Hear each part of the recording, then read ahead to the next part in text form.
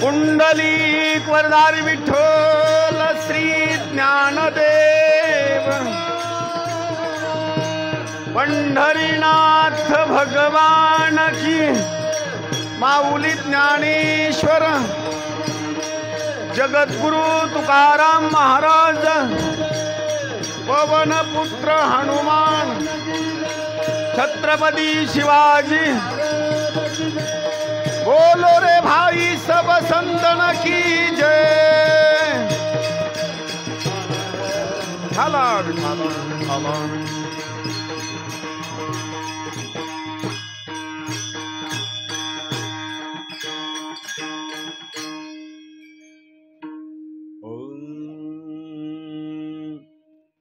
झाला प्रेत रूप शरीराचा भाव लक्षी येला ठाव स्मशानीचा रडती रात्रंदिवस काम क्रोध माया म्हणती हाय हाय यमधर्म वैराग्याच्या सीनी लागल्या शरीरा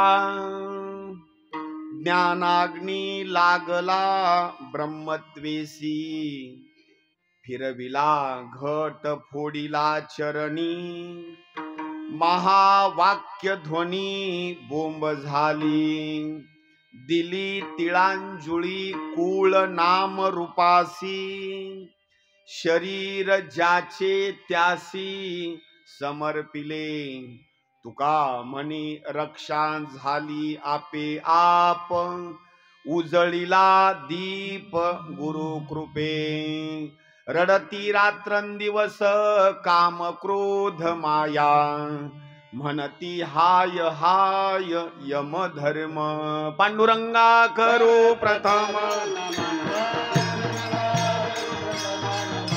पांडुरंगा करो प्रथम नमन सरी चरण संगतिया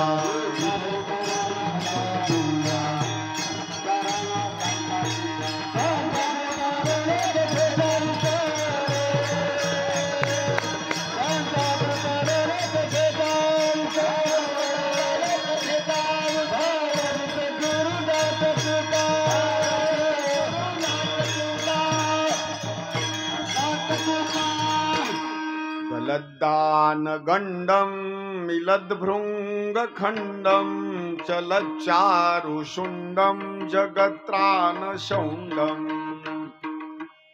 लसद्दंत कांडम विपद्भंग चंडम शिवप्रेम पिंडम भजे वक्रतुंडम आता अभिनव वाग विलासिनी जे चातुर्यार्थ कला कामिनी ते शारदा विश्वमोहिनी नमिली मिया आसो नसो भाव आलो तुझे आठाया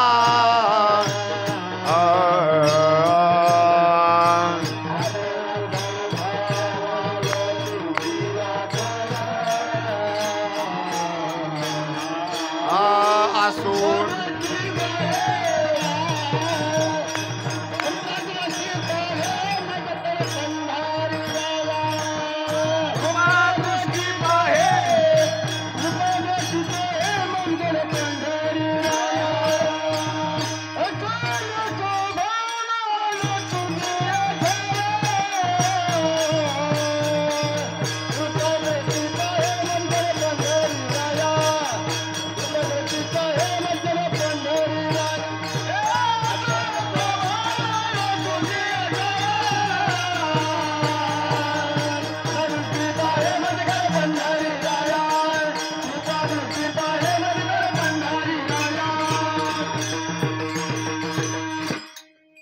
प्रस्तुत प्रसंगी सेवेकरिता घेतलेला असणारा अभंग देहूचे सुप्रसिद्ध साधू वैराग्याची मूर्ती साधकाचे मायबाप अनाथाचे नाथ जगद्गुरु श्री संत तुकाराम महाराज यांचा असणारा 6 चरणाचा असणारा अभंग आहे।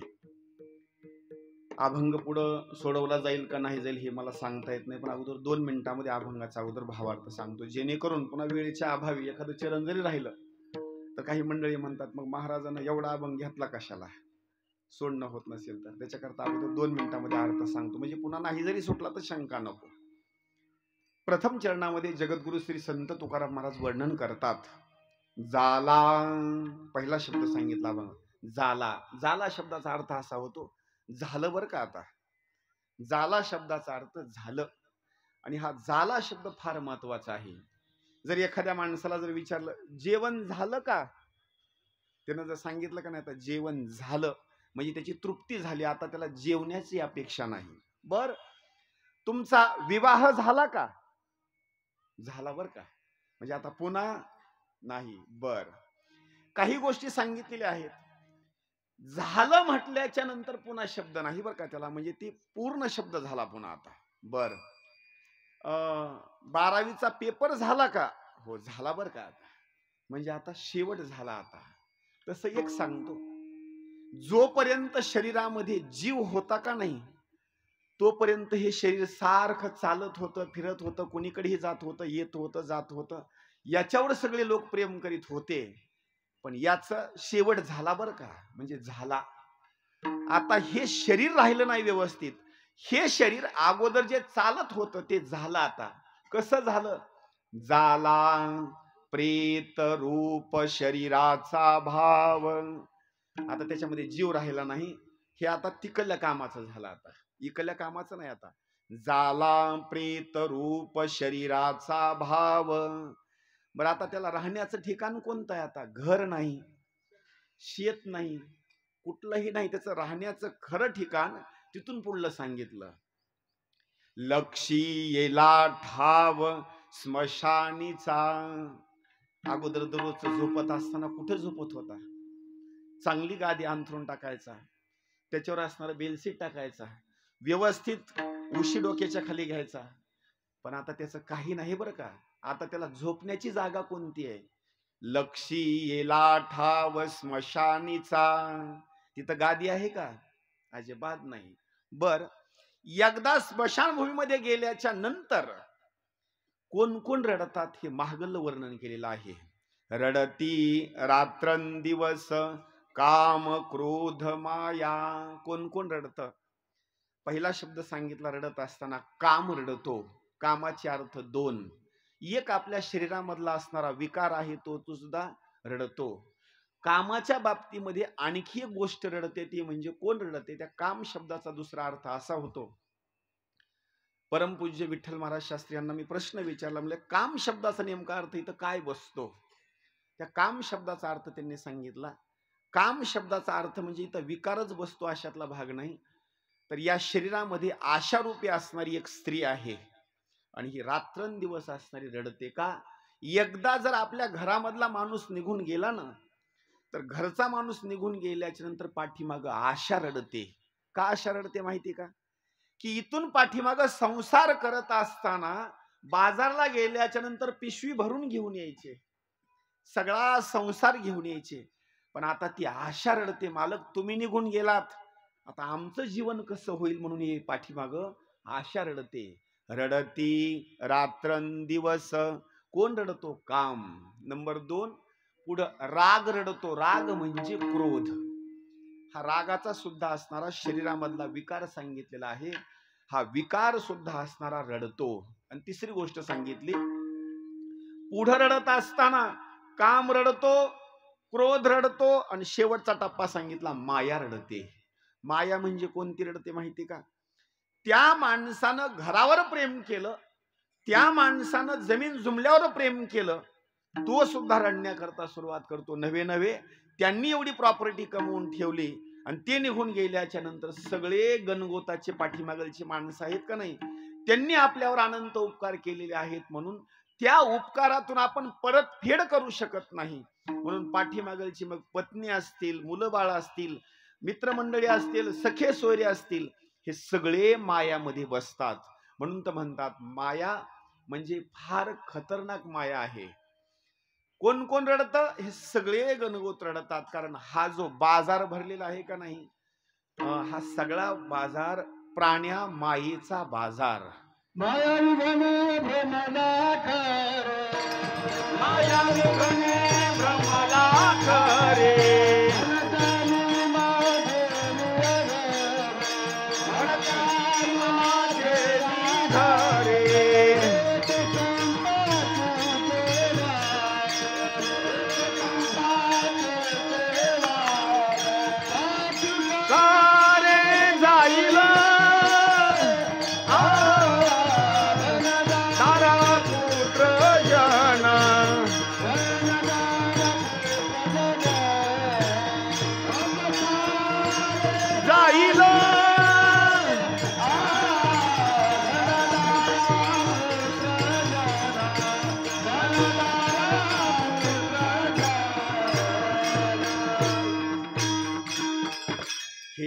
मायेमध्ये सगळे असणारे लोक रडण्याकरता सुरुवात करतात. रडती रात्रंदिवस काम क्रोध माया आणि म्हणती हाय हाय यम धर्म. याचा अर्थ असा होतो, आपण रडतो त्यांच्या करता, पण रडत असताना तुम्ही असा कधी विचार केला की त्यांच्या करता आता आपण रडत आहे, पण त्यांच्या यमाच्या यातनापासून आपण कुणी सुद्धा सोडवू शकत नाही. तिथून पुढला त्यांचा जो मार्ग सांगितलेला आहे तुकोबाराय सांगतात, म्हणती हाय हाय यमधर्म. आता आपण आपल्या करता रडत आहोत, पण आपल्या करता रडत असताना तिथून पुढला जो त्यांचा प्रवास आहे की नाही, फार असणारा भयानक स्वरूपामधला प्रवास आहे आणि तो यमनगरीचा प्रवास आहे. आणि तिथं यमनगरीचा प्रवास म्हटलं की सगळा दुःखदायक असणारा प्रवास आहे. तिथं मात्र आपण कोणी सुद्धा असणारे सोडवू शकत नाहीत. पुढं वर्णन केलेलं आहे, ज्या वेळेला स्मशानभूमीमध्ये माणसाला नेलं जातं ना, मग तिथं नेल्याच्या नंतर तिथं त्याचं शरीराचं दहन करण्याकरता दोन स्वरूपामध्ये वापर केला जातो. नंबर एक म्हणजे त्याच्या शरीराला दहन करण्याकरता सरपणाची भूमिका लागते, म्हणजे लाकडं. आणि दुसरी गोष्ट सांगितलेली आहे त्याला म्हणजे गौऱ्या लागतात. पण इथं ज्या गौऱ्याचा उल्लेख केलेला आहे, या गौऱ्या म्हणजे आपण साधारण डोळ्यानं बघतो या गौऱ्याचा उल्लेख नाही बरं का. इथं शरीराला फक्त दहन करायचं आहे, पण अध्यात्माच्या भूमिकेमध्ये तिथं गौऱ्याचं नाव टाकलं. वैराग्याच्या शेणी कोणत्या लागल्या? तिथं वैराग्याच्या शेणी लागल्या शरीरा. मुलानं अग्नी बापा करता दिला, पण कोणता अग्नी दिला? तुराट्यावर पेटवून दिलेला हा अग्नी नाही. आपण जो अग्नी देतो हा अग्नी नाही. त्याच्या शरीराला जो अग्नी दिला त्या अग्नीचं नाव आहे ज्ञानाग्नी लागला ब्रह्मत्वेसी. कोणता अग्नी लावला? ज्ञानाचा अग्नी त्याच्या शरीराला लावला. हे तिसरं चरण. चौथ्या चरणामध्ये सांगितलं, मुलानं अग्नी दिला आणि अग्नी दिल्याच्या नंतर मग मात्र माठ आपल्या खांद्यावर घेतला. एक माणूस पाठीमागून आला, त्याने एक दगड घेतला अंकुशीदार, माठाला असा तडाकायला, एक त्याला छिद्र पाडलं आणि छिद्र पाडल्याच्या नंतर त्याला घट फिरवण्याकरता सांगितला. किती घट फिरवतात माहिती? एक घट. आणि फिरवत असताना किती प्रदक्षिणा असतात? 3. पण 3 प्रदक्षिणा करत असताना आता काही ठिकाणी 3 करतात, काही ठिकाणी 5 करतात. मग आता मला सांगा, ही घट फिरवल्याच्या नंतर सुद्धा त्याला छिद्र पाडलं जातं. छिद्र पाडल्याच्या नंतर त्याच्यामधून पाण्याचा असणारा भाग असा खाली सांडण्याकरता सुरुवात होतो, असं छिद्र पडून. फिरविला घट फोडीला चरणी आणि महावाक्य ध्वनी बोंब झाली. आता तिथं घट फिरवला, पाणी असं सांडण्याकरता सुरुवात झालं. 3 म्हणा 5 म्हणा प्रदक्षिणा घातल्या आणि 5 प्रदक्षिणा 3 प्रदक्षिणा केल्याच्या नंतर ज्यानं माठ फोडण्याकरता सांगितलेलं असतं का नाही, ते लोक जवळचे सांगतात, बाबा आता बोंबल बरं का. आता पण का बोंबलायचं ह्याचं सुद्धा वाक्य पुढे सांगितलेलं आहे.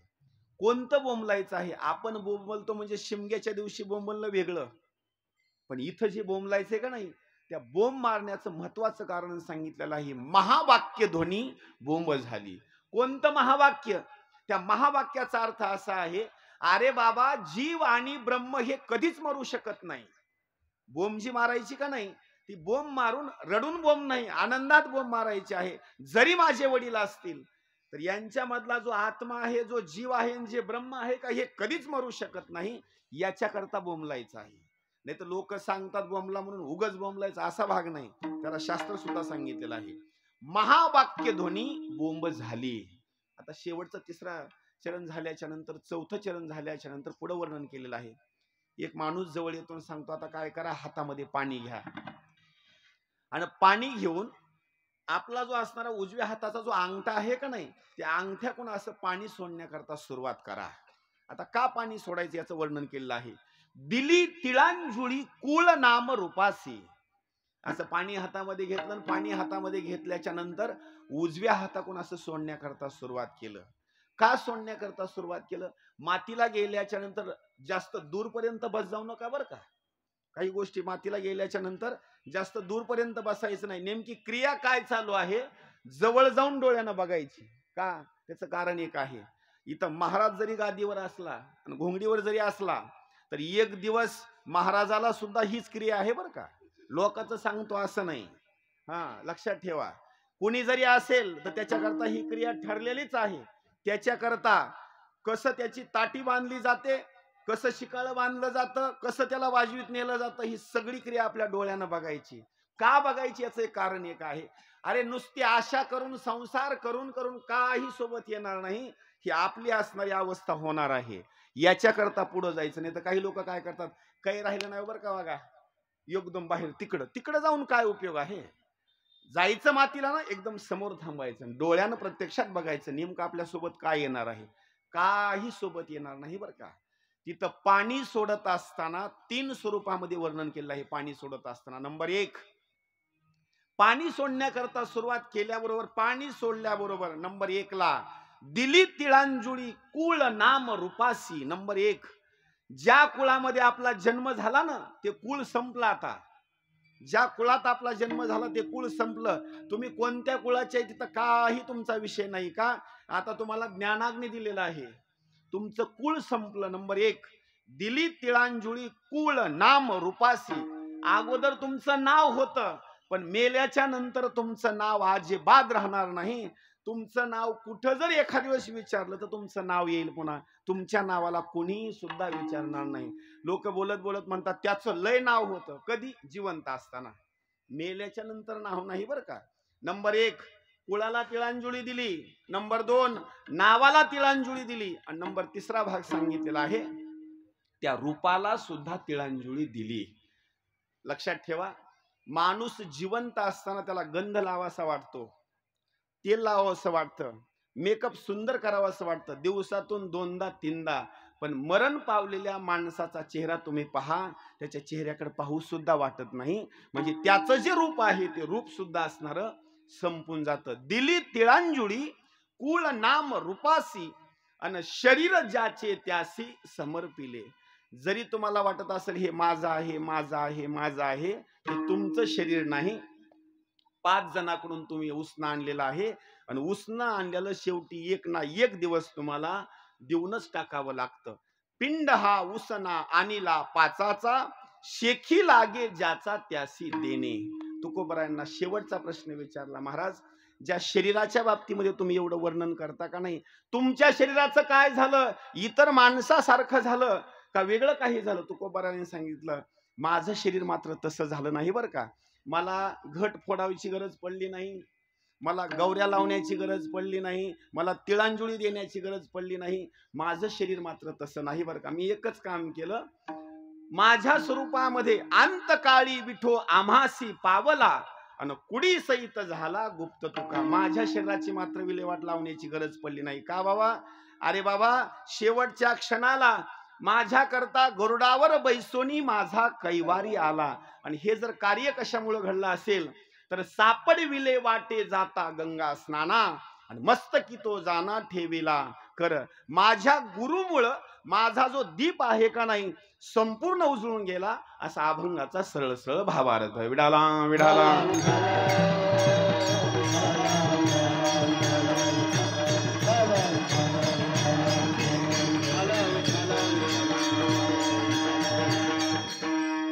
कीर्तन रूपी सेवेकरिता सुरुवात करण्याच्या अगोदर माझे ज्या कीर्तनला या ठिकाणी सगळ्या मंडळीचं जे सहकार्य आहे, आपल्याच गावातील असणारं वैभव हरिभक्तीपरायण मृदंगाचार्य वाल्मिक महाराज यांनी आज मृदंगाची असणारी सुंदर स्वरूपामध्ये साथ करत आहेत. आपल्याच गावातील असणारं वैभव हरिभक्तीपरायण रामभाऊ महाराज कांबळे यांनी पेटीची असणारी सुंदर साथ देत आहेत. आणि नारदांच्या स्वरूपामध्ये आणि कांबळे महाराज या ठिकाणी एवढं वय होऊन सुद्धा विना घेतात बरं का. त्यांच्याकरता एकदा टाळ्या वाजवा एकदा.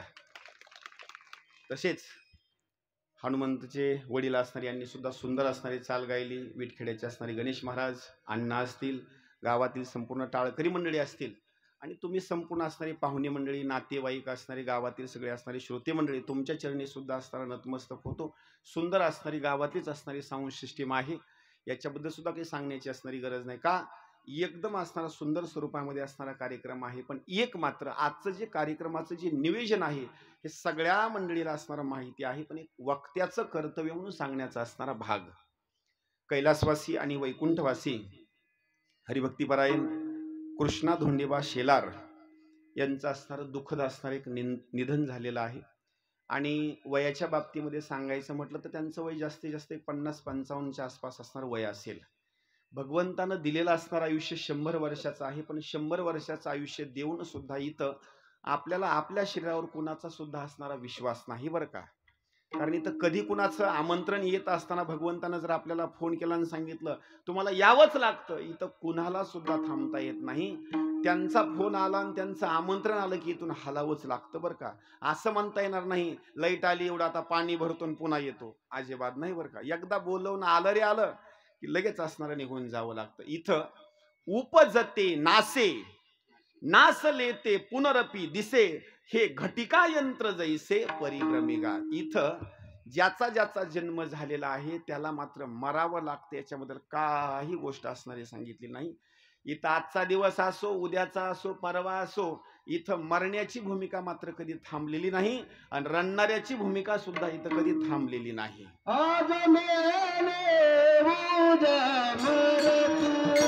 थोडं पुढं सरकून बसा, पुढं सरकून बसा. महिला मंडळी पुढं या.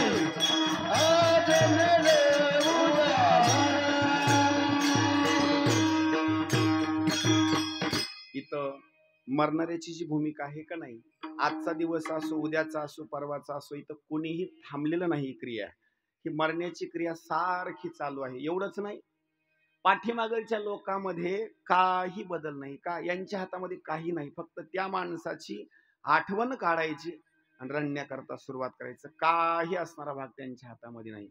आज मेले उद्या मरती आणि मागे राहती तेही रडती. पण एक सांगतो, रडणाऱ्या माणसाने कधीच विचार केला नाही की आपल्याला सुद्धा एक दिवस जायचंय बरं का. फक्त त्याची आठवण काढायचं आणि रडायचं. रडती पडती तेही वेगी मरती, शब्द लक्षात ठेवा. परिणाम न गाती भुली भ्रमे. अरे बाबा, रडणारे सुद्धा मरणार आहेत, पण देवाचं मात्र नामचिंतन मात्र करत नाहीत. इथं आज हे जे शेलार परिवार आहे ना, यांच्यावर असणारा हा दुःखाचा असणारा भाग आहे. कारण कसं असतं, माणूस जिवंत असेपर्यंत माणसाची किंमत कोणालाच कधी कळाली नाही. संत पृथ्वी तलावर आले, जोपर्यंत होते तोपर्यंत पत्नीला किंमत कळाली नाही, मुलाबाळांना किंमत कळाली नाही, सख्या सोयऱ्यांना किंमत कळाली नाही. देव पृथ्वी तलावर आले, आल्याच्या नंतर देवाचीही किंमत कुणाला कळाली नाही, पण निघून गेल्याच्या नंतर सुद्धा किंमत कळाली बरं का. तसं एक सांगतो, आपल्या घरामधले असणारे वडील असो, कुठलाही असणारा व्यक्ती असो, जिवंत असेपर्यंत त्याची कधी किंमत आपल्याला कळत नाही, पण निघून गेल्याच्या नंतर मात्र त्याची किंमत कळते. काही गोष्टी लक्ष देऊन सांगतो तुम्हाला, लक्ष देऊन ऐका. इथं दुःखाची भूमिका वेगवेगळ्या स्वरूपामध्ये, कन्येला दुःख आहे, मुलाला दुःख आहे, पत्नीला दुःख आहे, सख्या सोयऱ्यांना दुःख आहे, गावातल्या मंडळीला दुःख आहे. पण सगळ्यात पुढलं वाक्य बोलतो, सगळ्यात जास्त जर दुःख कुणाला असेल तर त्या दुःखाची असणारी भूमिका सांगतो, सगळ्यात जास्त दुःख पत्नीला आहे. त्याचं कारण एक आहे का, आपल्या सगळ्या घरा कुलाचा असणारा, बहीण भावाचा, सगळ्या नात्या गोट्याचा त्याग करायचा आणि एका माणसासोबत असणारा विवाह करायचा आणि आपला असणारा संसार थाटायचा. फक्त त्या माणसाकरता आपल्या सगळ्या कुळाचा त्याग करून इथं यायचं आणि त्यांच्यासोबत संसार करायचा. पण तो संसार करत असताना अर्ध्या रस्त्यामधून जर आपला प्रवास खंडित झाला ना, तर त्याच्या एवढं दुःख कुठलंच नाही बरं का. त्याचं कारण एक आहे, सगळ्यात जास्त जर पत्नीचा सगळ्यात जास्त जर मोठा दागिना कुठला असेल तर ते मंगळसूत्राचा दागिना अलीकडला. हा, याच्या पुढे सांगतो, इतर अलंकाराचा दागिना वेगळा. एखाद्या वेळेस मंगलसूत्र जर सोन्याचं नसेल तर ती महिला बाजारामध्ये जाऊन 20 रुपयाचं आणू शकते. पण याच्या पुढे सांगतो, सगळ्यात मोठा जर दागिना कोणता असेल, त्या मालकाला अर्धांगवायू होऊ द्या, त्या मालकाला दोन्ही डोळ्यानं दृष्टी नसू द्या, ते मालक कसे असू द्या, पण ते मालक जर जिवंत असतील तर त्या मालकाचा गंध लावण्याकरता सगळ्यात मोठा अधिकार आहे. आणि ते जर मालक निघून गेले ना, त्या जीवनामध्ये शिल्लकच काही राहत नाही. त्याचं कारण एक आहे, कितीही सुंदर मेकअप करा ना, आरशाच्या समोर जाऊन उभा टाका आणि कपाळाला जर गंध नसेल ना, तर आपला चेहरा सुद्धा आरशामध्ये आपल्याला पाहू वाटत नाही. विडाला विडाला.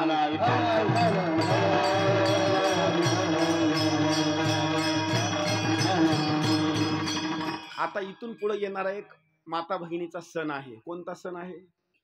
आहे का नाही?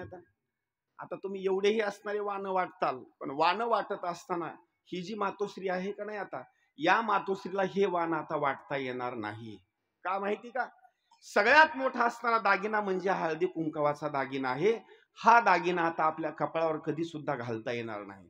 सगळ्यात मोठा असणारा हा दागिना आहे. कारण या सगळ्या शरीराला शोभा जर कशामुळे असेल तर ही शोभा आहे आपल्या कुंकवामुळे आणि हळदीमुळे. इथं एक सांगतो, हे जे दुःख आहे का नाही, हे दुःख म्हणजे एवढं साधारण असणार दुःख नाही, फार असणार हे मोठं दुःख आहे. का? जीवनसाथी जीवनामधला असणारा निघून गेल्याच्या नंतर त्या जीवनामध्ये जीवन जगण्याकरताच काही अर्थ शिल्लक राहत नाही. इथं असणारं जीवन काडीमोल असणारं ते जीवन होतं. कारण कसं आहे माहिती का, इथं देवताच्या असणाऱ्या पत्नी असू द्या, ऋषीमुनी असू द्या, कोणीही असू द्या, मालक घरामधून जरी एखाद्या वेळेस बाजारला जाऊ द्या, एखाद्या तीर्थयात्रेला जाऊ द्या, 2-4 दिवसाकरता गेल्याच्या नंतर घरामध्ये किती भांडणं होऊ द्या, 1-2 दिवसापर्यंत मात्र ती पती भांडणाच्या रागामध्ये थोडेस बोलल, पण 4-5 दिवस झाल्याच्या नंतर पती परमेश्वराची आठवण करणार. त्याचं कारण एक आहे, अनंताच्या प्रवासाला गेलेले पती परमेश्वर आता परत येणार नाहीत. गावाला गेल्याच्या नंतर कुठेतरी परत येतील, 2 दिवसात येतील, 4 दिवसामध्ये येतील, पण जे मालक आता अनंताच्या प्रवासाला गेलेले आहेत ते मात्र आता परत येणार नाहीत. हे सगळ्यात मोठं असणार हे दुःख आहे. विडाला विडाला.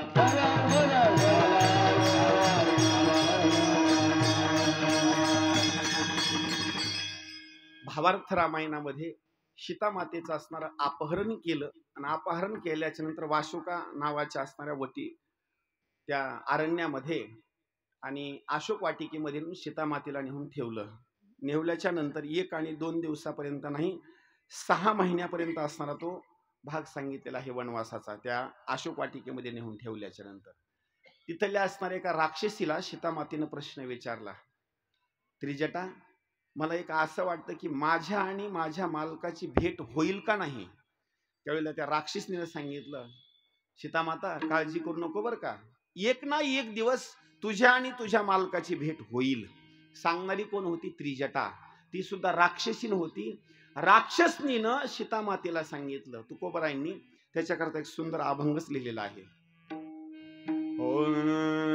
वासुकीच्या वनी सीता शोक करी, वासुकीच्या वनी सीता शोक करी, काहो अंतरले रघुनाथ दूरी, येवोनी गुंफे माझी दुष्टे केली चोरी, सांगवुत्री जटे सखये ऐसी मात, सांगवुत्री जटे सखये ऐसी मात. राक्षसनीला प्रश्न विचारला आणि त्या राक्षसनीनं भविष्य सांगितलं. बसा बसा बसा बस, तिथंच बसा, तिथंच बसा, बसा बसा. असं विठाला विठाला विठाला.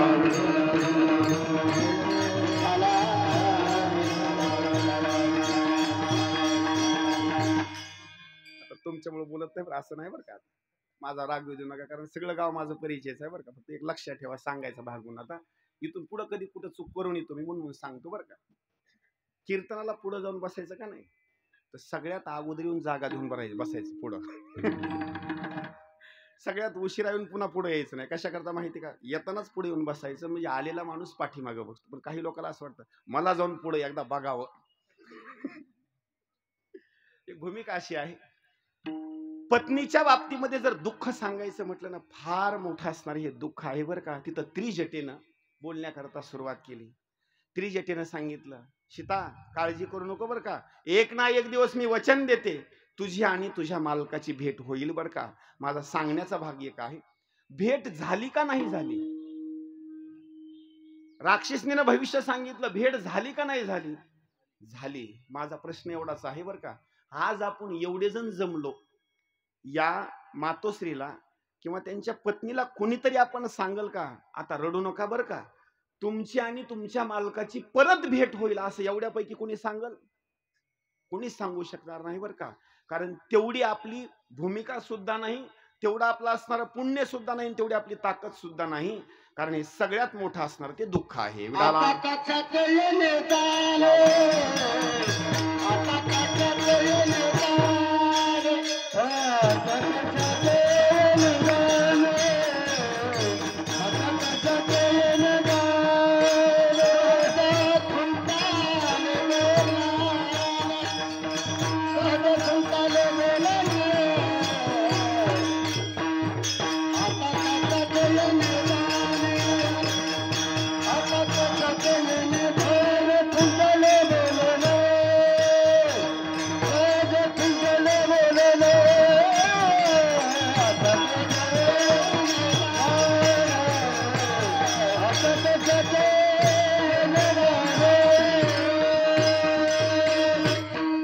सुंदर प्रमाण आहे ना. आता कशाचं येणं जाणं, आता येणं जाणं नाही बरं का. एकदा प्रवासाला गेल्याच्या नंतर पुन्हा नाही बरं का.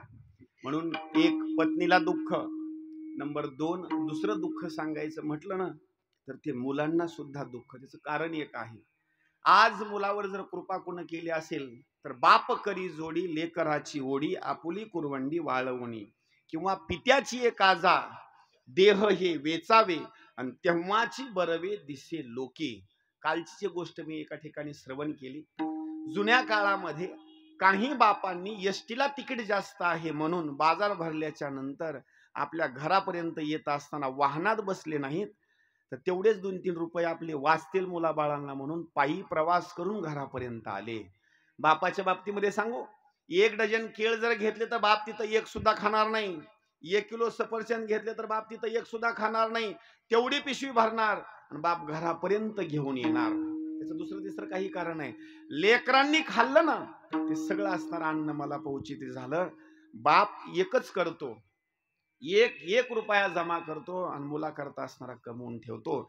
सगळ्यात जास्त जर घरावर प्रेम कुणाचं असेल ना, तर सगळ्यात जास्त घरावर प्रेम बापाचं. आईचं वर्णन तर सगळेच करतात, पण आईचं प्रेम रडल्याच्या नंतर दिसतं. बाप कधी रडत नसतो बरं का. बापाचं असणारं जे अंतकरण असतं, दुःख असतं, बाप सगळा घरामध्ये साठवतो. घरचा संसार करत असताना आई फक्त खाऊ पिऊ घालू शकेल, स्वयंपाक करून खाऊ घालू शकेल, पण जर अन्न जर बापानं जर नाही आणून दिलं तर घरी खाणार तरी काय. म्हणजे बाहेरची सगळी भूमिका आहे का नाही. मुलाला शिक्षण असेल, जमीन असेल, प्रॉपर्टी असेल, या सगळ्या गोष्टीला सहकार्य करण्याचं कारण जर कोणाचं असेल तर ते म्हणजे बापाचं. विडाला विडाला.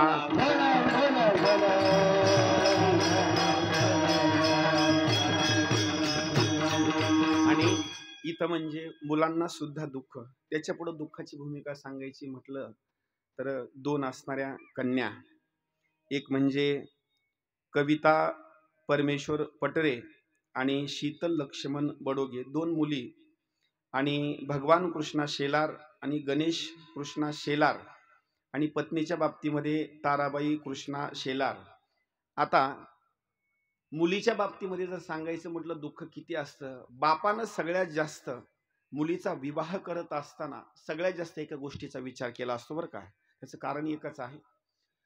बाप मुलाचं लग्न करायचं म्हटलं तर एखाद्या दिवस हुंड्याचा विचार केला जातो. हुंडा घेत असताना बरं का, आता तुमच्या परिसरात हुंडा राहिलाच नाही आता, पण मुलाचं लग्न करत असताना बाप एखाद्या दिवस हुंड्याचा विचार केला जातो. पण मुलीचं लग्न करायचं म्हटलं तर बाप कधी हुंड्याचा विचार करत नाही. का करत नाही माहिती का? बापाचा एकच शब्द असतो, 2 लाख मागत असतील तर मी 4 लाख देईल, फक्त पुढल्या कालावधीमध्ये माझ्याकडून माझ्या मुलीला काही घेणं होईल, देणं होईल किंवा अथवा न होईल, पण भावी काळामध्ये माझ्या मुलीला काहीच कमी पडू नये असंच घर बघून बाप देतो बर का. आणि बापाचं सुद्धा अंतकरण असं असतं का नाही, माझ्या मुलीला काही संसारामध्ये कमी पडू नये म्हणून बापाचं सगळ्यात जास्त प्रेम म्हणजे मुलीवर. विठाला विठाला.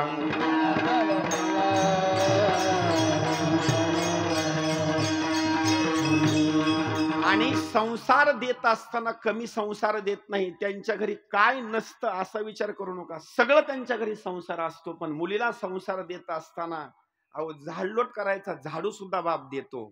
याच्या पुढे सांगू, स्वयंपाक करायचा म्हटलं तर लाटणं देतो, पोळपाट देतो, गॅस देतो, काय देत नाही बाप. आज मुलीच्या घरी सगळा संसार देण्याच्या बाबतीमध्ये बाप म्हणजे कुठलीच कमतरता करत नाही. आणि बापाचं प्रेम सगळ्यात जास्त म्हटलं तर मुलीवर, मुलापेक्षा सुद्धा मुलीवर. आणि मुलीचं सुद्धा प्रेम सगळ्यात जास्त म्हटलं तर बापावर. विठाला विठाला.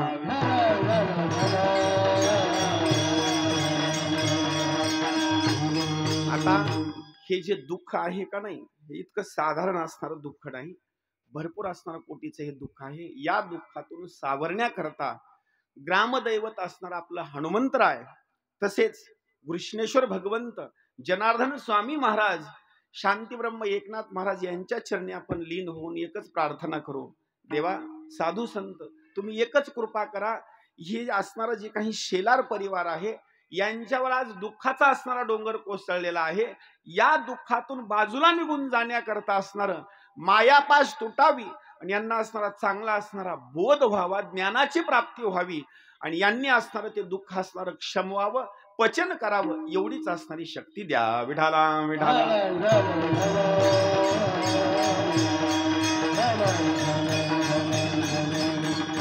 म्हणून कैलासवासी वैकुंठवासी कृष्णा धोंडीबा शेलार यांचा असणारा 11व्या दिवसाचा असणारा कार्यक्रम आहे. काही कार्यक्रम सांगतो बरं का. काही जण कार्यक्रम करत असताना पुण्याच्या साईडला 10व्याचा कार्यक्रम मोठा करतात, म्हणजे दशक्रिया म्हणतात बरं का. काही परिसरामध्ये 11व्याचा कार्यक्रम करतात, काही ठिकाणी 12व्याचा करतात आणि काही ठिकाणी असणारा 13व्याचा कार्यक्रम करतात. काही ठिकाणी 1 महिन्याचा कार्यक्रम करतात, त्याला आपण मासिक श्राद्ध म्हणतो किंवा फूल चढवण्याचा कार्यक्रम करतो. तो कार्यक्रम यलम समाजामध्ये केला जातो. 1 महिन्याच्या नंतरचा असणारा कार्यक्रम. पुढे असणारा वर्ष श्राद्धाचा कार्यक्रम असतो. पण काही प्रश्न लक्षात ठेवा, हे कार्यक्रम नेमके का करायचे, लोक करतात म्हणून आपण कार्यक्रम करायचा नाही, याची काही भूमिका सुद्धा शास्त्रानं पुराणानं सांगितलेली आहे. 10वा का करायचा, 11वा का करायचा, 12वा का करायचा आणि 13वा का करायचा, याचं कारण सांगतो. हा जो आपल्या शरीरामधला जीव आहे का नाही, या शरीरामधला असणारा असा निघून जातो आणि निघून गेल्याच्या नंतर संयमिनी नावाच्या नगरीला जातो. लोक बोलत बोलत म्हणतात जीव निघून गेला, जीव निघून गेला, जीव निघून गेला. किंवा काही लोक म्हणतात मेले बर का, त्यांचा जीव निघून गेला, त्यांचा मृत्यू झाला. पण काही गोष्टी सांगतो लक्षात ठेवा. नेमकं इथं मरतं कोण ह्याची अगोदर कल्पना करा. नेमकं मरतं कोण या शरीरामधलं. लोक म्हणतात जीव मरतो, पण जीव सुद्धा मरत नाही बरं का. त्या जीवामध्ये 3 प्रकार आहेत, त्याच्यापैकी नेमका कोणता मरतो हे अगोदर ऐका. नंबर 1, पहिला शब्द आहे लक्षात ठेवा, बुद्धी. नंबर 2, बुद्धी अधिष्ठान चैतन्य आणि बुद्धीमध्ये चैतन्याचा आभास. किती झाले परत सांगतो. नंबर 1 बुद्धी, बुद्धी अधिष्ठान चैतन्य आणि बुद्धीमध्ये चैतन्याचा आभास. किती झाले 3. याच्यामध्ये हे 3 मिसळल्याच्या नंतर किंवा 3 एका ठिकाणी आणल्याच्या नंतर जे नाव तयार होतं त्याचं नाव जीव. नेमका जीव कशाला म्हणायचं त्याचा अर्थ आहे बरं का. जीव असणारा 3 मिळून जीव झाला. पण मरत असताना नेमकं कोण मरतं या 3 पैकी ते ऐका. बुद्धी अधिष्ठान चैतन्य कधी सुद्धा मरत नाही. मरत असताना आपण एवढे जण आहोत इथं, मरत असताना आपल्या शरीरामधली नंबर 1 ला बुद्धी मरते. जीव म्हणजे नेमका कोणता भाग आहे, या शरीरामधली बुद्धी मरते. आणि या बुद्धीमध्ये जो चैतन्याचा आभास आहे, आभास शब्दाचा अर्थ होतो सावली. उदाहरणार्थ आपण जर इथं उभा राहिलो ना, तर उभा राहिल्याच्या नंतर आपली सावली पडते. बरं इथं थांबलो आपण, इथून चालत चालत दुसरीकडे गेलो, सावली आपल्या पाठीमागच आहे, पण इथली सावली मरण पावली असंही गृहीत धरा. म्हणजे इथं मरत असताना शरीराच्या स्वरूपामध्ये बुद्धी अधिष्ठान चैतन्य कधी सुद्धा मरत नाही. नंबर 1 ला बुद्धी मरते आणि नंबर 2 ला असणारा बुद्धीमध्ये चैतन्याचा असताना जो आभास आहे, या दोनच गोष्टी मरतात. पण बुद्धी अधिष्ठान चैतन्य कधी सुद्धा मरत नाही. त्याच्याकरता भगवद्गीतेनं सांगण्याकरता सुरुवात केलेली आहे. बुद्धी अधिष्ठान चैतन्याला जर मारायचं म्हटलं ना, तर नैनम छिंदंती शस्त्राणी नैनम दहती पावकः न चैनम क्लेदयन्त्यापो न शोषयती मारुतः. आणि कसं सांगितलेलं आहे, वासांशी जीर्णानि यथा विहाय नवानि गृणान्ति नरोपराणि तथा शरीराणि विहाय जीर्णा न्यन्यानि संयाति नवानि देही. या शरीरामधला असणारा जो काही जीवात्मा आहे का नाही, या शरीराचा त्याग करतो आणि दुसऱ्या शरीरामध्ये निघून जातो, त्यालाच आपण मरण समजतो. विडाला विडाला.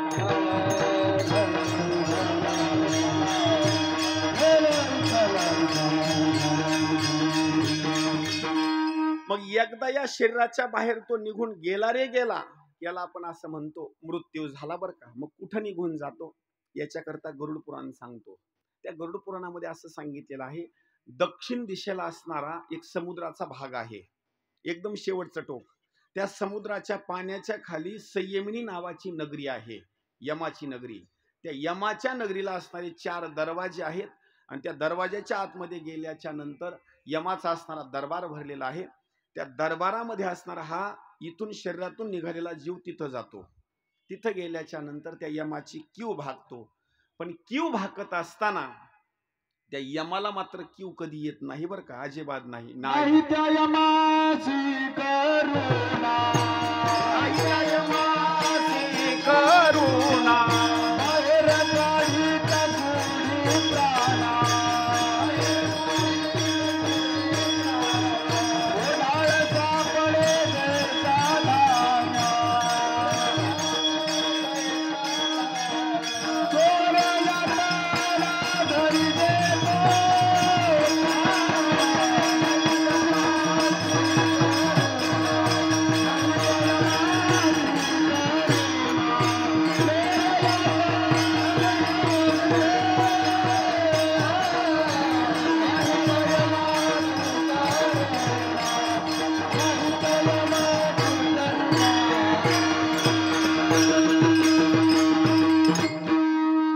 दया येत नाही बरं का. कशी दया येत नाही त्याला दृष्टांत सांगायचं म्हटलं का नाही, उदाहरणार्थ तुम्ही सगळे शेतकरी, मी पण शेतकरी, आणि मला माझ्या शेती असणारी पेरणी करायची आणि दुसऱ्याचे बैल आपण मागून आणले. दुसऱ्याचे बैल मागून आणल्याच्या नंतर घरच्या बैलासारखेच आपण सांभाळतो का? नाही बरं का. त्याला दुपारी सोडणार नाही का, तर पुन्हा देणार नाही ते आपल्याला. आपली पेरणी झाली पाहिजे ना, दुपारी त्याला सोडणार नाही. बरं त्याला पाणी पाजवणार नाही, त्याला वैरण टाकणार नाही. बरं दमानं चालू लागलं तर त्याला दमानं चालू देतात का? लगेच मारायला चालू करणार. जसं आपण लोकांचे बैल आणल्याच्या नंतर आपलं कार्य करून घेऊ तर बैलाचा विचार करत नाहीत का नाही, आणि क्यू करत नाहीत त्या बैलाची, तसं हा जीव तिथं निघून गेल्याच्या नंतर तो यम सुद्धा काय करतो, असा तावडीत येत नाही, कधी आला नाही. मग आता याला सोडायचं का? मग याला अजिबात नाही बरं का. मारीती, तोडीती, झोडीती, निष्ठुर नसता खन खन खन मारण्याकरता सुरुवात करतो. तो जीव म्हणतो, माफ करा बरं का, माझी एक विनंती आहे, परत तुमच्या नगरीला यमयातना भोगण्याकरता येईल, फक्त माझी एक विनंती आहे, मला पत्नीला भेटून येऊ द्या, एकदा माझ्या कन्येला भेटून येऊ द्या, मुलाबाळांना भेटून येऊ द्या, सख्या सोयऱ्यांना भेटून येऊ द्या. त्याला कीव येत नाही, पण हा रडू लागला का नाही, त्याला थोडीशी कीव येते. आणि तो यम सांगतो, बाबा जा बर का, पण एक सांगतो गोष्ट लक्षात ठेव, परत येत असताना तुला मी 13 दिवसाची मोहलत देतो. 13 दिवस पूर्ण झाल्याच्या नंतर तुला थांबता येणार नाही.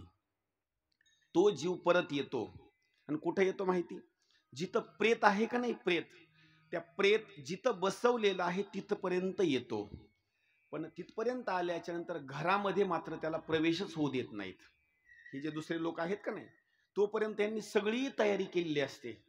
अहो राहू द्या पाहुणे, आता येतच असते, जरा उशीर होतच असते, तोपर्यंत ह्यांनी सगळी तयारी केली असते. त्याची अपेक्षा असते परत त्या शरीरामध्ये मी जावं. पण लोकांनी काय केलं असतं माहिती का, त्याची विल्हेवाट भरपूर स्वरूपामध्ये लावली असते, मध्ये त्याला प्रवेश होत नाही. मग तो कुठे येतो माहिती, जिथं जीव निघून गेला का नाही, त्या चौकटीच्या जवळ येऊन तिथं थांबतो. किती दिवसापर्यंत थांबतो? 1 आणि 2 दिवसापर्यंत नाही, 13 दिवसापर्यंत थांबतो. लक्षात ठेवा, घरच्या लोकांना माझी विनंती आहे, शक्यतो आपल्या घरी माणूस जर मरण पावला का नाही, 13 दिवसापर्यंत रडत जाऊ नका बरं का. कारण काही गोष्टी अशा आहेत, जर रडण्याकरता सुरुवात केलं ना, तर रडण्याकरता सुरुवात केल्याच्या नंतर दुःखाचे अश्रू असे आहेत, तळ हातावर घेऊ नका, उलट्या ह्याच्यावर घेऊन बघा. डोळ्यातून निघालेले जे अश्रू आहेत का नाही, तर ते असणारे उष्ण लागतात. जो माणूस मेलेला आहे आणि त्याच्या आठवणी काढून तुम्ही घरचे जर लोक रडत असाल का नाही, 13 दिवसापर्यंत त्याला पाणी पिण्याकरता मिळत नाही आणि अन्न सुद्धा खाण्याकरता मिळत नाही. 13 दिवसापर्यंत त्याला तुमच्या नाकामधून निघालेला शेंबूड म्हणा किंवा श्लेष्म म्हणा किंवा डोळ्यातून असणारा उष्ण निघालेला अश्रू म्हणा, 13 दिवसापर्यंत त्याला खावं लागतं. म्हणून घरच्या लोकांनी माणूस मेल्याच्या नंतर कधीच रडायचं नाही. कुठं रडायचं? स्मशानभूमीमध्ये गेल्याच्या नंतर मग मात्र त्या माणसाच्या सगळ्या आठवणी काढायच्या. तिथं अग्निसंस्कार झाल्याच्या नंतर तिथं सगळ्यांनी बसायचं. आपल्यावर जेवढे उपकार केलेले आहे तिथं बसल्याच्या नंतर ते एक एक उपकार आठवायचा आणि तिथं रडण्याकरता सुरुवात करायचं. पण घरी येत असताना पुन्हा मात्र अजिबात रडायचं नाही. आणि शक्यतो एक गोष्ट लक्षात ठेवा, मातीला गेलेल्या माणसाने उगाच दुसऱ्या काहीतरी चर्चा करण्यापेक्षा जाताना एवढं म्हणत राहा, राम राम कृष्ण हरी. आपलं तसं नसतं बरं का, अजिबात नाही. ज्वारीला पाणी दिलं का? बरं, कापसाला भाव 7.5 झाला आता. अरे तू मातीला चालला, आता त्या माणसाच्या मातीला चालला ना, मग कमीत कमी नामचिंतन कर. नामचिंतन करून एवढं नामचिंतन त्याच्या बाबतीत तरी अर्पण कर, कमीत कमी त्याचा तरी उद्धार होईल. पण आपली चर्चा तशी नसते बरं का. रस्त्यानं जाताना सुद्धा नामचिंतन करा आणि येताना सुद्धा नामचिंतन करा. पण याचे करता आणखी एक सांगतो, नामचिंतन आपलं व्हावं असं जर आपल्याला वाटत असेल तर इथून पुढे तरी चांगलं वागा. लक्षात ठेवा बरं का. आपलं नामचिंतन लोकांनी करावं याच्याकरता आपण सुद्धा असणार चांगलं वागलं पाहिजे. नाहीतरी जन्म जाईल वाया, नाहीतरी जन्म गेला वाया, नाहीतरी गेला जन्म वाया, नाहीतरी गेला जन्म वाया. सांगत कुणाची भजन विठ्ठला, तुम्हासी भजन विठ्ठला, तो तुम्हासी भजन विठ्ठला, तुम्हासी भजन विठ्ठला. ओ नाहीतरी गेला जन्म वाया, नाहीतरी जन्म गेला वाया.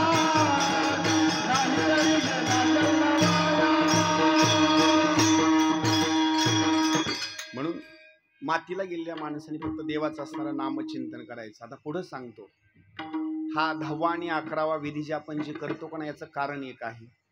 पहिल्या दिवसापासून 10 दिवसापर्यंत घरच्या मंडळींनी ज्यांनी पाणी पाजवलं का नाही, तर त्या माणसानं पहिल्या दिवसापासून 10 दिवसापर्यंत एक गव्हाची असणारी कणकीची गोळी तयार करायची. आणि काही ठिकाणी वर्णन केलेलं आहे की जो पिंड आपण जो दगडानं असणारा जो माठ फोडलेला आहे का नाही, एक तर त्याच्याजवळ नेऊन तरी असणारी ती गोळी ठेवायची, किंवा एखाद्या असणाऱ्या विशिष्ट ठिकाणी घरामध्ये सुद्धा असणारी ती गोळी तुम्ही ठेवू शकता, ज्याला आपण पिंडदान म्हणतो बरं का. का ठेवायची? पहिल्या दिवसापासून 10 दिवसापर्यंत जर ठेवली का नाही, तर शरीराचे प्रकार 3 सांगितलेले आहेत. हे दिसतं का नाही, याला म्हणतात स्थूल. याच्या मध्ये एक शरीर आहे त्याला म्हणतात सूक्ष्म, आणि याच्या आतमध्ये एक असणारा आत्मा आहे त्याला म्हणतात कारण शरीर. माणसाला दहन केल्याच्या नंतर जळतं शरीर कोणतं हे दिसणार, पण पहिल्या दिवसापासून जर पिंडदान करण्याकरता सुरुवात केली तर त्या दहन केलेल्या माणसाचं परत शरीर तयार होण्याकरता सुरुवात होते. ही काही अंधश्रद्धा नाही बरं का, कारण सगळ्याचा विश्वास संतावर आहे आणि पुराणावर असणारा आपला विश्वास आहे. पहिल्या दिवशी जर गोळी अशी कणकीची तयार केली आणि अशी अर्पण केली का नाही, हे डोकं म्हणा किंवा मातीच्या असणारा आकृतीचा असणारा पुतळा तयार होतो. दुसऱ्या दिवशी डोळे, कान, नाक, दुसऱ्या दिवशी, तिसऱ्या दिवशी असणारं हे मुख, चौथ्या दिवशी असणारा गळा, पाचव्या दिवशी असणारा छातीचा असणारा भाग, कमरेपर्यंतचा असणारा भाग तयार होतो. पाचव्या दिवशी असणारा हे कंबर आणि सहाव्या दिवशी असणारा पायाचा असणारा भाग तयार होतो. किती दिवस झाले? 6 दिवस. 7व्या दिवशी या शरीरामध्ये रक्त येतं. 8व्या दिवशी हे शरीर थोडंसं हलण्याकरता सुरुवात होतं. 9व्या दिवशी या शरीराला भूक लागते आणि 10व्या दिवशी त्याला भूक मात्र सहन होत नाही. म्हणून घरच्या मंडळीने 10व्या दिवशी दशक्रियेचा विधी करावा लागतो. का करावा लागतो माहिती का?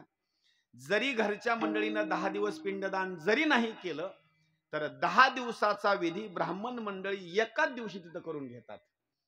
पिंड तयार करतात आणि तुम्हाला सांगतात करा पिंडदान सुरुवात, आणि पाणी सोडत असताना उजव्या साईडकडून सोडण्याकरता सांगतात. याचं कारण दुसरं तिसरं काही नाही.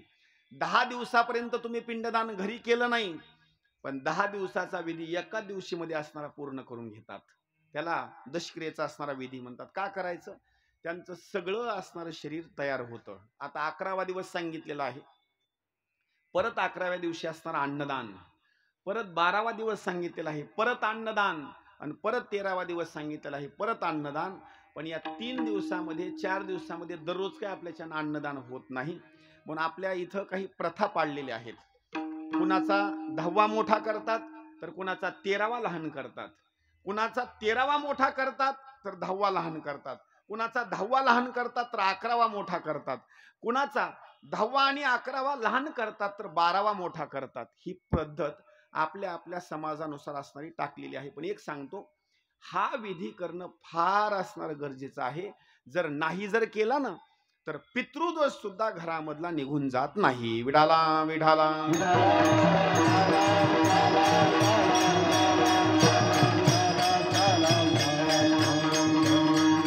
आता हे कीर्तनाचा कार्यक्रम, महाराज मंडळी बोलवणं, भजनी मंडळ बोलवणं, गावची असणारी मंडळी आमंत्रण देणं, सखे सोयरे बोलवणं, का बोलवायचे हे का अगोदर ऐका. काही मंडळीचा असा एक भास आहे, भजनी गावातलेच आहेत, वाजवणार गावातलाच आहे, किंवा भजनी आमचे परगावचे ओळखीचे आहेत, त्यांना बोलवून घ्यायचं आणि त्यांना दक्षिणा द्यायचा नाही. किंवा काही आचार्य मंडळी आहेत, त्या आचार्य मंडळी गावातलीच आहेत, त्यांना बोलवून घ्यायचं आणि त्यांच्याकडून स्वयंपाक फुकट करून घ्यायचा. ह्या गोष्टी डोक्यातल्या काढून टाका बरं का अगोदर. त्याचं कारण एक तुम्हाला सांगतो. आपल्या करता आईनं आणि वडिलांना आपल्या करता आयुष्यभर आपला सांभाळ केलेला आहे. कधीही सांगतो, आई वडिलाच्या अंतकाळाच्या वेळेला किंवा आई वडिलाचा 10वा 11वा 12वा 13वा हा जो दिवस आहे का नाही, महाराज आपल्या ओळखीचा आहे म्हणून किंवा आपल्या जवळचाच आहे म्हणून त्यालाच बोलवणं, त्याला फक्त श्रीफळच दिलं आणि त्याला काढून देणं, हे डोक्यातून काढून टाका. त्याचं कारण एक सांगतो, आई वडिलाच्या विधीच्या दिवशी त्या मुलाकडून, त्या घरच्या मंडळीकडून दान धर्म घडलंच पाहिजे. का घडलं पाहिजे त्याचं कारण सांगू. त्यांनी आपल्याकरता एवढं असणारी प्रॉपर्टी कमवून ठेवली, त्यांच्या नावानं काहीतरी दान धर्म आपल्या हातानं घडलंच पाहिजे. का? एखादा वासुदेव असेल, एखादा भिक्षुक असेल, त्यांच्या नावानं काहीतरी दान धर्म करायचं. कशा करता? तर हे जर दान धर्म त्यांच्या करता केलं तर त्यांच्या करता हे असणारं चांगलं आहे. म्हणून आज ही जी पाहुणी मंडळी आहेत, यांच्या मुखामध्ये असणारा गोड असणारा घास घालणे म्हणजे त्यांच्या प्रीत्यर्थ असणारं त्यांचं नामचिंतन करणे आणि मुखामध्ये असणारा घास भरवणे. याचा एकच भाग सांगण्याचा आहे की काहीतरी त्यांच्या ऋणातून असणारा उत्तीर्ण होणे. आई वडील जिवंत असेपर्यंत त्यांची किंमत कळाली नाही, पण मरण पावल्याच्या नंतर त्यांची किंमत कळाली, म्हणून तरी असणार हा कार्यक्रम करायचा, जेणेकरून आई वडील जिवंत असताना किंमत कळाली नाही, पण मरण पावल्याच्या नंतर किंमत कळाली, तरी सुद्धा ते पितर असणारे आशीर्वाद देतात. तुका म्हणे पितर आशीर्वाद देती,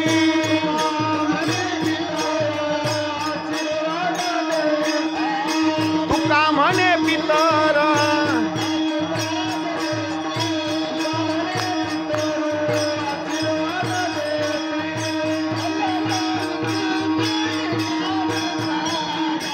कल्याण इच्छिती आपुला.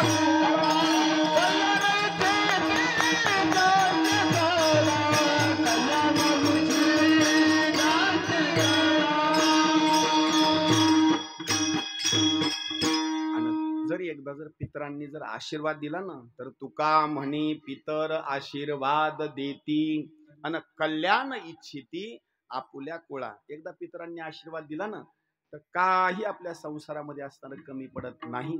म्हणून आज या ठिकाणी 11व्याच्या कार्यक्रमाला जो काही असणारा अभंग घेतलेला आहे, अभंग आहे जगद्गुरु श्री संत तुकाराम महाराजांचा. आणि तुकोबरा या अभंगामध्ये वर्णन करतात इथं जे अगोदर जे शरीर होतं का नाही तर ते शरीर असताना चलन वलन करणारं होतं. आता ते प्रेत स्वरूप झालं. अभंगाचं पहिलं चरण. झाला प्रेत रूप शरीराचा भाव, झाला प्रेत रूप शरीराचा भाव, झाला प्रेत रूप शरीराचा भाव, झाला प्रेत रूप शरीराचा भाव, हे झाला प्रेत रूप शरीराचा भाव, झाला प्रेत रूप शरीराचा भाव, झाला प्रेत रूप शरीराचा भाव, झाला प्रेत रूप शरीराचा भाव. लक्ष्मीला काम माझ्या भूता, लक्ष्मीला काम माझ्या भूता, लक्ष्मीला पावत माझा निचार पुरा कलियुग काम बोध माया, कलियुग काम बोध माया, लक्ष्मीला काम लक्ष्मीला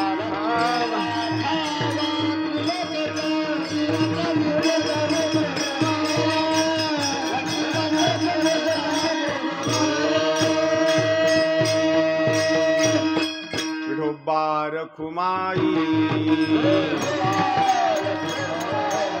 विठोबार खुमाई, विठोबार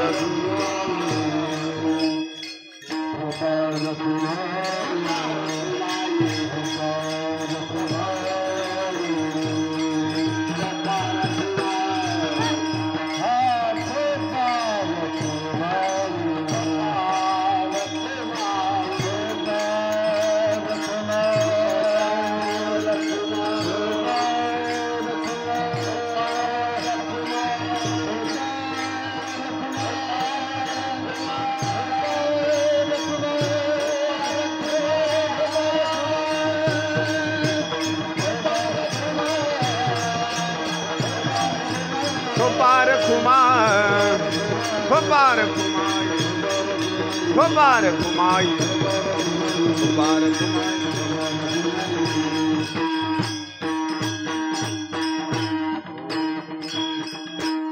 या शरीराच्या ठिकाणी असणारे 6 विकार सांगितलेले आहेत. आणि हे विकार असे आहेत की तुम्ही प्रयत्न करा अथवा न करा या विकारामध्ये बदल मात्र काही सुद्धा असणारा होणार म्हणजे होणारच. नंबर 1, ह्या शरीराला 6 विकार कोणते आहेत पहा. नंबर 1, सुरुवातीला असणारं हे जे शरीर आहे का नाही अगोदर उत्पन्न होतं. नंबर 1, हे शरीर अगोदर जन्माला आलं. बरं, जन्माला शरीर आलं आणि जन्माला आल्याच्या नंतर काही तेवढंच शरीर राहतं का? अजिबात नाही बरं का. जन्माला शरीर आल्याच्या नंतर त्या शरीरामध्ये वाढ होते. पहिला विकार, अगोदर जन्माला शरीर आलं. नंबर 2, दुसरं म्हणजे शरीर जन्माला आल्याच्या नंतर हे शरीर वाढण्याकरता सुरुवात होतं. किती वाढतं त्याची काही मर्यादा सांगितलेली आहे. तरुणवनापर्यंत असणारं हे शरीर जातं.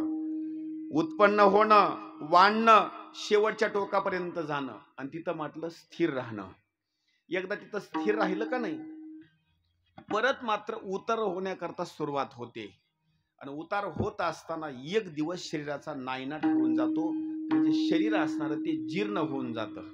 आता इथं तुकोबराय सांगतात झाला प्रेत रूप शरीराचा भाव. इथं काय झालं, शरीर प्रेत स्वरूप झालं. आणि प्रेत स्वरूप झाल्याच्या नंतर या शरीराचं वर्णन असं केलेलं आहे, शरीर तिथंच असतं पण शरीरामधून काही लोक निघून जातात. कोण निघून जातो? क्षोत्रम चक्षुः स्पर्शनम च रसनम घ्राणमेवच अधिष्ठाय मनश्चायम विषयानुपसेवते. कोण कोण निघून जातं? एक म्हणजे कान निघून जातो, एक म्हणजे डोळा निघून जातो, एक म्हणजे या शरीरामध्ये असणारे काही अवयव असे आहेत ते सुद्धा असणारे निघून जातात. दिसण्याकरता तिथं दिसतात पण एक सुद्धा असणारं काम करत नाही, हे शरीरामध्ये निघून जातात. आणि तुकोबराय सांगतात, लक्षी येला ठाव स्मशानीचा. किती जरी बापानं, किती जरी आईनं किंवा घरच्या मंडळीनं किती जरी प्रॉपर्टी कमवून ठेवली का नाही, एकदा शरीरामधला जीव निघून गेल्याच्या नंतर त्याला घरी कोणी ठेवतं का पुन्हा? अजिबात कोणी घरी ठेवत नाही बरं का. त्याला मात्र मग ठरलेली असणारी भूमिका आहे, त्याच्याकरता स्मशानभूमी. अहो एवढंच नाही, आंघोळ असणारी घरामध्ये नाही, आंघोळ सुद्धा बेवारस स्वरूपामध्ये. एवढंच नाही, जो अगोदर रेमंडचा कपडा वापरत होता, नंबर 1चा कपडा वापरत होता, कपडा त्याला पसंत पडत नव्हता चांगल्या चांगल्या दुकानामध्ये जाऊन सुद्धा, त्याच्याकरता आता ठरलेला कपडा आहे 20 रुपये मीटरचा. अजिबात नाही बरं का. आतापर्यंतच्या कालावधीमध्ये विश्रांती कधीच घेतली नाही, कधीच विश्रांती घेतली नाही. पण काही अमुक ठिकाणापर्यंत नेल्याच्या नंतर लोकांनी सांगितलं, अरे कष्ट करून करून कधीच विश्रांती घेतली नाही, एकदा 20व्याला टेका. मग काय करतात लोक माहितीये का, तिथं न्यायचं आणि 20व्याच्या ठिकाणी नेऊन टेकायचं. पुढले खंदेकरी माग आणि मागलचे पुढले. का? लोक फोन आल्याच्या नंतर म्हणतात, कसं चाललंय? निवांत आहे. खरंच निवांत आहे का? अहो सगळी धावपळच आहे हो. फक्त 20वा मात्र तिथं, त्याच्यानंतर 20वा नाही बरं का. तिथून न्यायचं पुढं, लक्षी येला ठाव स्मशानीचा. अहो तिथलं काय वर्णन करावं. आज मी एवढं फिरतो ना महाराष्ट्रामध्ये, फक्त काही परिसरातल्या स्मशानभूमी चांगल्या आहेत बरं का. लक्षात ठेवा माझं वाक्य. तुम्हाला सजवायचं असेल तर आज प्रत्येक जणाच्या गावामध्ये चांगले चांगले घरं बांधले, चांगले चांगले घरं बांधले बरं का. कमी जास्त जमत नाही. मी तर सांगतो ना, जसं आपण प्रत्येक गावामध्ये मंदिराचं बांधकाम सुंदर करतो का नाही, तसं माझी एक विनंती आहे, स्मशानभूमी सुद्धा चांगली बांधा. का बांधा सांगू का? जसं राहायचं गावातलं एक ठिकाण आहे का नाही, तसं स्मशानभूमीमध्ये सुद्धा गेल्याच्या नंतर माणसाला थोडं असं प्रसन्न वाटावं. का गडे? अशा काही स्मशानभूमी आहेत, नुसती घाणीचा असणारा भाग आणि तिथली अपवित्र असणारी जागा. पुणे साईडला तुम्ही चला, स्मशानभूमीमध्येच त्याला दहन केलं जातं आणि स्मशानभूमीमध्येच बसून आम्हाला 10व्याचं प्रवचन करावं लागतं. पण आम्हाला असं कधीच वाटत नाही की हे स्मशानभूमी आहे. इतकी स्वच्छता बरं का. त्याचं कारण एक आहे, स्मशानभूमीमध्ये गेल्याच्या नंतर सुद्धा माणसाला असं प्रसन्न वाटलं पाहिजे. पण तिथं काय माणसाचे हाल करतात महाराज. ते लाकडं तसलेच, गौऱ्या तसल्याच आणि पाणी पाजवणारी माणसं सुद्धा तसलीच बरं का. तुम्हाला सांगतो, राग येऊ देऊ नका, मी खरं बोलणार माणूस आहे. जो व्यक्ती पाणी पाजवण्याकरता समोर जातो का नाही मुलगा, त्यानं काय केलं असतं माहिती का? स्नान केलेलं असतं आणि स्नान करून पाणी पाजवण्याकरता हातामध्ये वस्त्र घेऊन तिथं थांबलेला असतो. इथून पुढे चांगलं वाक्य लक्षात ठेवा.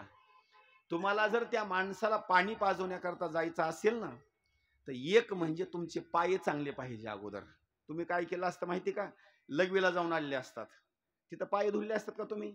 अजिबात नाही. बर, काही तर असे पट्टे भादर असतात, तंबाखू हातावर असते, चुना चोळलेला असतो आणि ही चुन्याचा हात घेऊन जायचं आणि तिथं जाऊन पाणी पाजवायचं. हे शोभतं का आपल्याला? अजिबात तिकडे जायचं नाही. कमीत कमी आपला भूमिका आपल्याला माहिती आहे की आपलं शरीर कसं आहे, अपवित्र आहे का कसं आहे. जर आपलं शरीर चांगलं असेल तरच पाणी पाजवण्याकरता पुढे जा, नाहीतर अन्यथा मात्र जाऊ नका बरं का. का? आंघोळ केलेल्या व्यक्तीला तिथं असणारं ते पवित्र सांगितलेलं आहे. एवढंच नाही, गौरी ठेवायची असेल, लाकूड ठेवायचं असेल, व्यवस्थित जवळ जाऊन ठेवा. काही जण तर पट्टे भादर चप्पल सुद्धा पायातलं काढत नाहीत, चपला सहित असणार तिथं गौरी अर्पण करायची. अरे तो अग्नी देण्याकरता इथं आला, मातीला आला, त्या माणसाची एवढे सुद्धा हाल करू नका ना. तिथं वर्णन केलेलं आहे, स्मशानभूमीमध्ये सुद्धा काही पावित्र्य पाहिजे. तिथं जिथं आपल्याला दहन करायचंय का नाही, तिथं गायीच्या शेणानं म्हणा किंवा गोमूत्रानं तिथं सडा सुद्धा टाकणं गरजेचं आहे. त्याचं कारण एक आहे, पहिला नेमका कसा मेला हे तुम्हाला माहिती नाही. तिथंच तुम्ही नेता लगेच त्याला तिथं दहन करता. तिथली जागा सुद्धा पवित्र करणं गरजेचं आहे. एवढंच नाही, तिथं शक्यतो सांगितलेलं आहे, माणसाला दहन करत असताना चंदनाचंच लाकूड असावं. पण आता 2 आणि 2.5 रुपये किलो आहे, ते आपल्याला परवडेल का? अजिबात नाही. पण कमीत कमी त्याला दहन करत असताना एखादा चंदनाचा तरी फटा असावा त्याच्यामध्ये दहन करण्याकरता. आणि एवढंच नाही, तिथून येत असताना सुद्धा, आता तुमच्या परिसरात कसा भाग आहे मला माहिती नाही, पण मातीहून परत येत असताना सुरुवातीला तुम्ही घराकडे येत असताना हातामध्ये काय आणता ना तुम्ही? म्हणजे सुरुवातीला येत असताना लिंबाचा असताना पाला आणता. पण त्याच्यामध्ये आणखी एक सांगितलेलं आहे, कमीत कमी मातीला गेलेल्या लोकांनी नुसता लिंबाचा डहाळा हातामध्ये न आणता त्याचा एक थेंब तरी रस असणार आपल्या तोंडामध्ये गेला पाहिजे. का गेला पाहिजे माहिती का? त्या दिवशी आपलं तोंड मात्र कडू झालं पाहिजे. का? ज्या दिवशी त्यांच्या मंडळी, घरची मंडळी 10वा किंवा 13वा असणारा थाटामाटामध्ये साजरा करून एखादा गोड पदार्थ करतात का नाही, तर ते कडू झालेलं तोंड पुन्हा परत असणार ते गोड करतात. याच्याकरता काही शास्त्रानं विधी सांगितलेला आहे.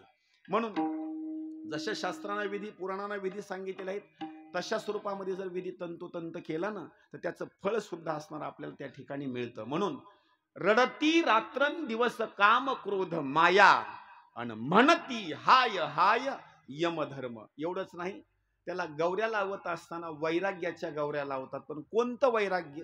त्या वैराग्याच्या बाबतीमध्ये एक व्याख्या सांगतो. यहलोकापासून ब्रह्मलोकापर्यंत अनुकूल मानलेल्या गोष्टीच्या विषयी असणारा जो प्रत्यक्ष त्याग आहे, याला म्हणायचं वैराग्य. म्हणजे गोष्ट प्राप्त असावी आणि प्राप्त असलेल्या गोष्टीचा त्याग करावा, याला म्हणायचं वैराग्य. एवढंच नाही, फिरविला घट फोडीला चरणी आणि महावाक्य ध्वनी बोंब झाली. कोणतं महावाक्य? प्रजानम ब्रह्म, अहस ब्रह्मास्मी, अशा स्वरूपामध्ये असणारी 4 वाक्य आहेत. मुलानं पाणी पाजवल्याच्या नंतर, घट फिरवल्याच्या नंतर तिथं जी बोंब मारायची आहे का नाही, ती महावाक्याची बोंब मारायची आहे. जीव आणि ब्रह्म हे अलग नाही, तर एकच आहे, म्हणून असणारी ती बोंब मारायची. विठाला विठाला.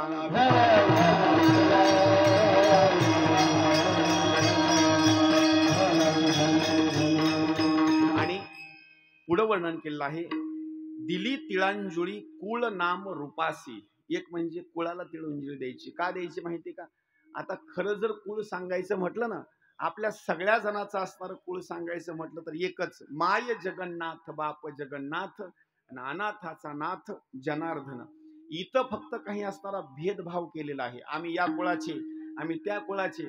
पण मरण पावल्याच्या नंतर तो असणारा एकाच कुळाचा असणारा व्यक्ती म्हणजे तो देव स्वरूपच झाला. दिली तिळांजुळी, कुळ म्हणजे कुळाला सुद्धा असणारे दिली. दिली तिळांजुळी कुळ नाम, नाम म्हणजे असणार आपलं इथं जे नाव आहे का नाही, आता ते नाव मात्र संपलं बरं का. आता खरं आपलं जर नाम कोणतं असेल तर आपलं नाम म्हणजे एकच, नाम घेऊ नाम देऊ नाम विठोबाला वाहू. जसं आळंदीच्या पायी यात्रेमध्ये गेल्याच्या नंतर नाव लोकांचे अलग अलग, पण तिथं सगळ्या जणांचं एकच नाव. कोणतं नाव? फक्त माऊली बरं का, फक्त एकच नाव माऊली. तसं तुमचं नाव तिळांजुळी दिल्याच्या नंतर नाव सुद्धा तुमचं संपलं. तुम्ही आता तुमचं नाव कोणतं माहिती? मरण पावल्याच्या नंतर तुम्ही विठ्ठल स्वरूपच होऊन गेलात, म्हणजे तुम्ही आता देव झालात. बस. दिली तिळांजुळी कुळ नाम रूपासी. आता या रूपाच्या बाबतीमध्ये वर्णन केलं आहे. तुमचं अगोदर जे रूप होतं का नाही, ते रूप मात्र आता संपलं. आता तुमचं खरं रूप कोणतं माहिती? आता तुमचं रूप म्हणजे राजस सुकुमार मदनाचा पुतळा. का तुमचं रूप?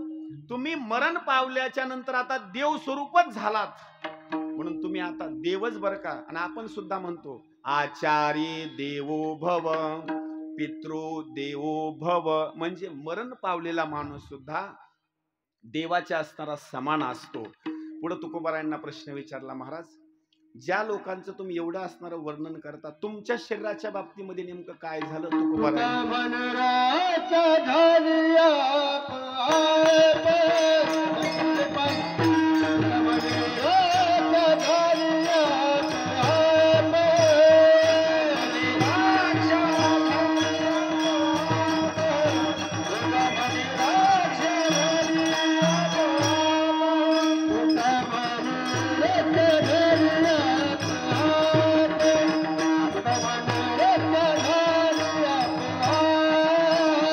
म्हणे रक्षा झाली